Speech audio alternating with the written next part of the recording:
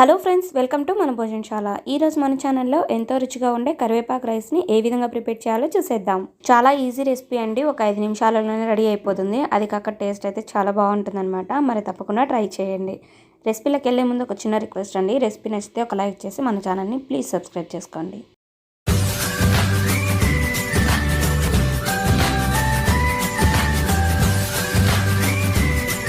కరివేపాకు రైస్కి కావాల్సిన పదార్థాలండి: 4 ఎండుమిర్చి, 1 టేబుల్ స్పూన్ దాకా మినపప్పు, కొన్ని మెంతులు, 1 టేబుల్ స్పూన్ జీలకర్ర, 7-8 మిరియాలు, 1/2 టేబుల్ స్పూన్ నువ్వులు, 2 టేబుల్ స్పూన్ దాకా శనగపప్పు, కొద్దిగా చింతపండు, ఇక 1 కప్పు మంచిగా శుభ్రం చేసుకున్న కరివేపాకును తీసుకోండి.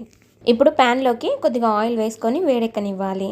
ఆయిల్ మంచిగా వేడెక్కిన తర్వాత శనగపప్పు వేసి కాస్త వేయించండి. ఇప్పుడు మినపప్పు కూడా యాడ్ చేసుకొని మంచిగా బ్రౌన్ కలర్ వచ్చే వరకు వేయించుకోవాలి. చూసారు కదండి, శనగపప్పు మినపప్పు ఈ విధంగా బాగా వేగిన తర్వాత నువ్వులు, జీలకర్ర, మిరియాలు కూడా యాడ్ చేసుకొని మొత్తం అంతా బాగా మిక్స్ చేసి మంచిగా వేయించుకోవాలి. ఇప్పుడు కొద్దిగా చింతపండుని యాడ్ చేసుకొని కొద్దిసేపు పాటు వేయించుకోవాలి. ఇవన్నీ ఇలా ఈ విధంగా బాగా వేగిన తర్వాత ఎండుమిర్చి కూడా యాడ్ చేసుకొని కొద్దిసేపు పాటు వేయించుకోవాలి. ఎండుమిర్చి కొంచెం దూరగా వేగిన తర్వాత కరివేపాకు కూడా యాడ్ చేసుకొని అంతా ఒకసారి బాగా మిక్స్ చేసి కరివేపాకు కొంచెం క్రిస్పీగా అయ్యే వరకు వేయించుకోండి. చూసారు కదండి, కరివేపాకు ఈ విధంగా మంచిగా క్రిస్పీగా వేగిన తర్వాత వీటిని ఒక ప్లేట్లోకి ట్రాన్స్ఫర్ చేసుకోండి. ఇవన్నీ చల్లారిన తర్వాత మిక్సీ జార్లో వేసి మెత్తగా గ్రైండ్ చేసి తీసుకోవాలి. ఇప్పుడు అదే ప్యాన్లోకి 2 టేబుల్ స్పూన్ దాకా ఆయిల్ని వేసి మంచిగా వేడెక్కనివ్వండి.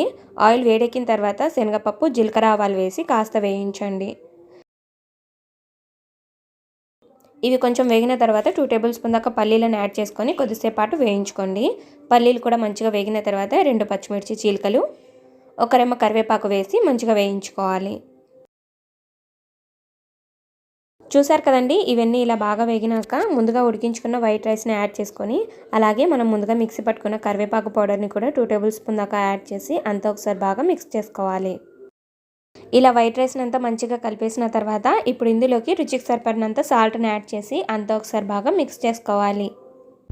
అంతేనండి, మరి ఎంతో రుచిగా ఉండే కరివేపాకు రైస్ అయితే రెడీ అయిపోతుంది. టేస్ట్ అయితే అద్భుతంగా ఉంటుంది. తప్పకుండా ఒకసారి ట్రై చేయండి.